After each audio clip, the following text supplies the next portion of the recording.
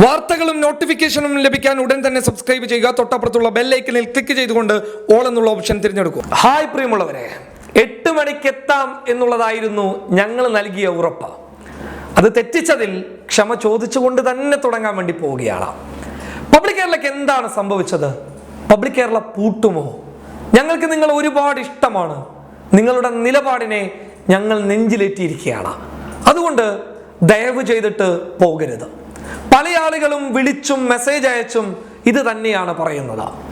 നിങ്ങളോട് പറയുകയാണ്, ഞങ്ങൾ ഒരിക്കലും നിങ്ങളെ വിട്ടു പോകില്ല, നിങ്ങളെ വിട്ടു പോകും എന്നുള്ളതല്ല ഞങ്ങൾ പറഞ്ഞത്. ഞങ്ങൾ പ്രതിസന്ധിയിലാണ് എന്നുള്ളതാണ് നിങ്ങളോട് പറഞ്ഞത്. അതുകൊണ്ട് തന്നെ നിങ്ങൾക്കൊരു ഉറപ്പ് നൽകുന്നു, ഈ ചാനൽ ഒരിക്കലും പൂട്ടില്ല. ഇത് ഇവിടെ തന്നെ നിങ്ങളുടെ കൂടെ തന്നെ ഉണ്ടാകും എന്നുള്ളത് ഞാൻ ഉറപ്പ് നൽകുകയാണ്. പക്ഷേ ഞങ്ങൾ കഴിഞ്ഞ ദിവസം കൂടി ആലോചിച്ചുകൊണ്ട് മറ്റൊരു തീരുമാനമെടുത്തിട്ടുണ്ട്. ആ തീരുമാനം കൂടി നിങ്ങളെ അറിയിക്കുകയാണ്. അതായത് പബ്ലിക് കേരളയ്ക്ക് ഒരു സെക്കൻഡറി ചാനൽ വരികയാണ്. അതായത് ഈ ചാനൽ നിലനിർത്തിക്കൊണ്ട് തന്നെ മറ്റൊരു ചാനൽ ഞങ്ങൾ തുടങ്ങാൻ വേണ്ടി പോവുകയാണ്. ആ ചാനലിന്റെ പേരാണ് പബ്ലിക് കേരള പ്രോ, അതായത് പബ്ലിക് കേരളയുടെ സെക്കൻഡറി ചാനൽ. അതുകൊണ്ട് തന്നെ ആദ്യം നിങ്ങൾ പബ്ലിക് കേരളയുടെ സെക്കൻഡറി ചാനലായിട്ടുള്ള പബ്ലിക് കേരള പ്രോ സബ്സ്ക്രൈബ് ചെയ്യുക. തൊട്ടപ്പുറത്തുള്ള ബെൽ ഐക്കൺ ക്ലിക്ക് ചെയ്തിട്ട് ഓൾ എന്നുള്ള ഓപ്ഷൻ തിരഞ്ഞെടുത്തതിന് ശേഷം നിങ്ങൾ 10 പേർക്ക് ആ ചാനൽ നിർദ്ദേശിക്കുക. അതായത് പ്രോയെ കുറിച്ച് പറഞ്ഞു കൊടുക്കുക. അവരെ ഒരു കാരണവശാലും നിർബന്ധിപ്പിക്കരുത്. അവരോട് പറയുക, ഇത് പബ്ലിക് കേരളയുടെ സെക്കൻഡറി ചാനലായിട്ടുള്ള പബ്ലിക് കേരള പ്രോയാണ്, അതുകൊണ്ട് ഈ ചാനൽ സബ്സ്ക്രൈബ് ചെയ്യുക എന്ന്. അതിനു മുൻപ് നിങ്ങൾ ആദ്യം സബ്സ്ക്രൈബ് ചെയ്യുക. ഇനി നമുക്ക് വിഷയത്തിലോട്ട് പോകാം. എന്താണ് പബ്ലിക് കേരളയ്ക്ക് സംഭവിച്ചത്? എന്തുകൊണ്ടാണ് പബ്ലിക് കേരള അങ്ങനെ ഒരു വീഡിയോ യൂട്യൂബിൽ അപ്ലോഡ് ചെയ്തത്? ഇസ്രായേൽ ഫലസ്തീൻ വിഷയത്തിന് ശേഷമാണ് പബ്ലിക് കേരളയ്ക്ക് വലിയ വലിയ വെല്ലുവിളികൾ നേരിടേണ്ടി വന്നത്. അതായത് പബ്ലിക് കേരളയുടെ ചരിത്രത്തിൽ ഇന്നോളമില്ലാത്ത വെല്ലുവിളികൾ പബ്ലിക് കേരള നേരിട്ടുകൊണ്ടേയിരുന്നു. എന്താണ് വെല്ലുവിളി എന്ന് ചോദിച്ചു കഴിഞ്ഞാൽ, ഒരു ചാനലിന്റെ അടിസ്ഥാന ഘടകം എന്ന് പറയുന്നത് ആ ചാനലിന് ലഭിക്കുന്ന വരുമാനം തന്നെയാണ്. ആ വരുമാനം ഇല്ലാതായാലോ ആ ചാനലും ഇല്ലാതാകും. എന്തുകൊണ്ടാണ് എന്ന് വെച്ച് കഴിഞ്ഞാൽ, ആ ചാനലിൽ ജോലി ചെയ്യുന്നവരുടെ വരുമാനം, അതായത് അവരുടെ വരുമാന സ്രോതസ്, അത് ലഭിച്ചില്ല എങ്കിൽ അവർ പട്ടിണിയിലാകും, അവർ വേറെ ജോലി തേടിപ്പോകും. അപ്പോൾ പബ്ലിക് കേരള എന്ന് പറയുന്ന ചാനൽ ഇല്ലാതാകും. എന്താണ് യഥാർത്ഥത്തിൽ സംഭവിച്ചത് എന്ന് ചോദിച്ചു കഴിഞ്ഞാൽ, ഇത്തരം വിഷയങ്ങൾക്ക് ശേഷം ഞങ്ങൾക്ക് ഗൂഗിൾ പരസ്യം നിഷേധിച്ചു. അതായത് എല്ലാ വാർത്തകൾക്കുമല്ല, ചില വാർത്തകൾക്ക് പരസ്യം നൽകുന്നില്ല.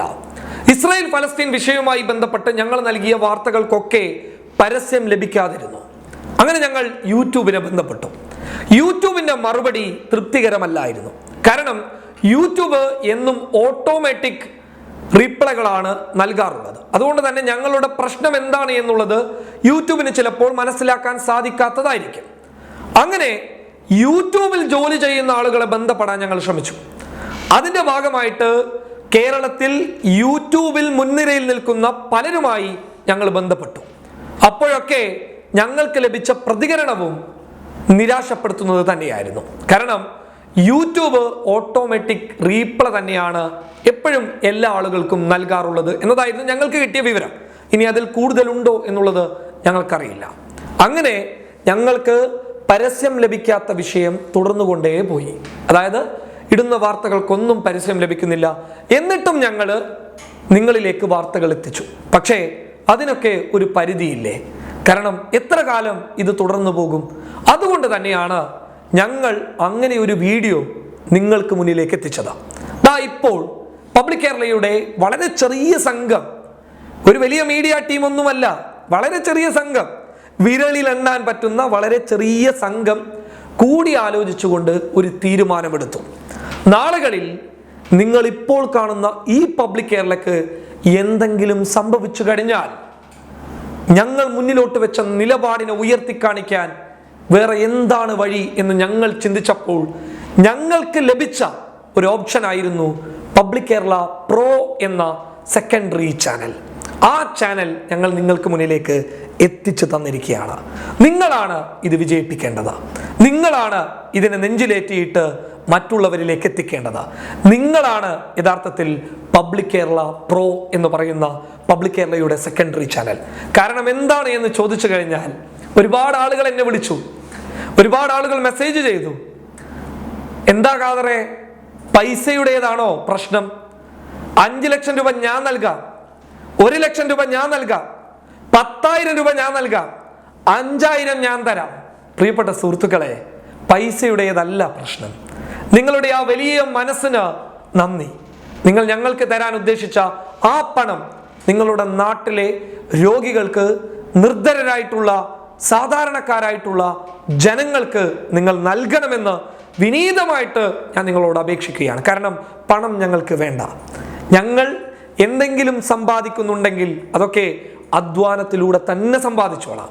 നിങ്ങൾ ഞങ്ങൾക്ക് നൽകേണ്ട ഒരു സഹായം എന്ന് പറയുന്നത് പബ്ലിക് കേരള പ്രോ അതൊരു വലിയ വിജയമാക്കി തരണം എന്നുള്ളതാണ്. അതെല്ലാ ആളുകളിലേക്കും എത്തിക്കണം എന്നുള്ളതാണ്. അതുകൊണ്ട് തന്നെ പ്രോ വരുന്നത് കൊണ്ട് തന്നെ ഈ ചാനൽ ഇല്ലാതാവുകയില്ല. ഈ ചാനൽ ഇവിടെ തന്നെ ഉണ്ടാകും. ഇനി ആരും അൺസബ്സ്ക്രൈബ് ചെയ്തിട്ട് പോകരുത്. ഈ ചാനലിൽ വാർത്തകളൊക്കെ വരും. ഈ ചാനൽ പ്രതിസന്ധിയിലാകുന്ന സമയത്ത് പബ്ലിക് കേരള പ്രോയിലൂടെ നിങ്ങളിലേക്ക് ഞങ്ങൾ എത്തും. അതാണ് ഞങ്ങൾക്ക് നിങ്ങളോട് പറയാനുള്ളത്. ഒരുപാട് കാര്യങ്ങൾ സംസാരിക്കാനുണ്ട്, പക്ഷേ വലിച്ചു നീട്ടിയിട്ട് കൊണ്ടുപോകാൻ താല്പര്യപ്പെടുന്നില്ല.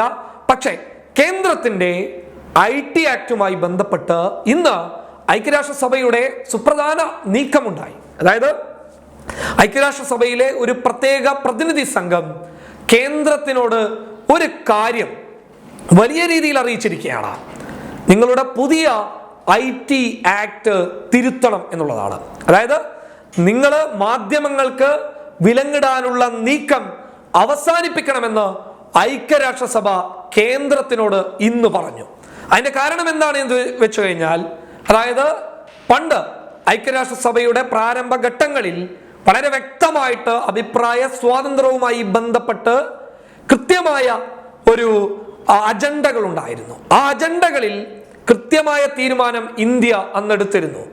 ആ തീരുമാനങ്ങളിൽ നിന്ന് ഇന്ന് ഇന്ത്യ പിന്നിലോട്ട് പോകുന്നു എന്നുള്ളതാണ് ഐക്യരാഷ്ട്രസഭ കേന്ദ്ര സർക്കാരിനെ അറിയിച്ചിട്ടുള്ളത്. അതുകൊണ്ട് തന്നെ IT ആക്ട് തിരുത്തണം എന്നുള്ളത് ഐക്യരാഷ്ട്രസഭ പോലും പറഞ്ഞിരിക്കുകയാണ്. ഇപ്പോൾ നിങ്ങൾക്ക് കാര്യങ്ങൾ ഏകദേശം പിടികിട്ടി കാണും എന്ന് വിചാരിക്കുന്നു. ഇത് പബ്ലിക് കേരളയെ മാത്രം ബാധിക്കുന്ന വിഷയമല്ല. കേരളത്തിലെ മുൻനിര മാധ്യമങ്ങളെ അടക്കം, ഇന്ത്യയിലെ മുൻനിര മാധ്യമങ്ങളെ അടക്കം ബാധിക്കുന്ന ഒരു വലിയ വിഷയമാണ്. ഇവിടെ കൃത്യമായ രീതിയിൽ ഇടപെടൽ നടത്തേണ്ടത് നിങ്ങളാണ്. നിങ്ങൾക്ക് മാത്രമേ അതിനുള്ള ശക്തിയുള്ളൂ. നിങ്ങൾ നിങ്ങളായി കഴിഞ്ഞാൽ തീർച്ചയായും നമുക്ക് നമ്മളായി മുന്നോട്ട് പോകാൻ സാധിക്കുമെന്നുള്ളത് എടുത്തു പറയുകയാണ്. അതുകൊണ്ട് തന്നെ പബ്ലിക് കേരളയുടെ സെക്കൻഡറി ചാനൽ പ്രോയെ ഒരു വലിയ വിജയമാക്കി മാറ്റിത്തരണം. നമുക്ക് ഞെട്ടിപ്പിക്കുന്ന ഒരു മുന്നേറ്റം സംഘപരിവാറിന് കാണിച്ചു കൊടുക്കേണ്ടതുണ്ട്. അതിനാൽ തന്നെ നിങ്ങൾ എല്ലാവരും തയ്യാറാവുക, കൂടെ നിൽക്കുക. കൂടെ നിന്നതിന് നന്ദി, ഇനി കൂടെ നിൽക്കാൻ പോകുന്നതിനും നന്ദി. തീർച്ചയായും എന്നും കൂടെ തന്നെ വേണം എന്നുള്ളതാണ് ഞങ്ങൾക്ക് പറയാനുള്ളത്. പബ്ലിക് കേരളയുടെ കൊച്ചു സംഘം എന്നും നിങ്ങളോടൊപ്പം ഉണ്ടാകും. കാരണം നിങ്ങൾ എന്നും ഞങ്ങളോടൊപ്പം ഉണ്ടായിട്ടുണ്ട്. ആ സ്നേഹവും ആ ബഹുമാനവും ആ ആദരവും എന്നും ഞങ്ങൾ നിലനിർത്തുക തന്നെ ചെയ്യുമെന്ന് നിങ്ങൾക്ക് ഉറപ്പ് നൽകുന്നു. ഒരു ഭീഷണിക്ക് മുന്നിലും, അതായത് ഒരു വേട്ടയാടലിന് മുന്നിലും, ഒരു ഭയപ്പെടുത്തലിന് മുന്നിലും ഞങ്ങൾ തല കുനിക്കുകയില്ല എന്ന് നിങ്ങൾക്ക് ഞങ്ങൾ ഉറപ്പ് നൽകുന്നു. എന്തായാലും പ്രോയെ വിജയിപ്പിക്കുക, വലിയ വിജയമാക്കി മാറ്റുക. News desk public Kerala.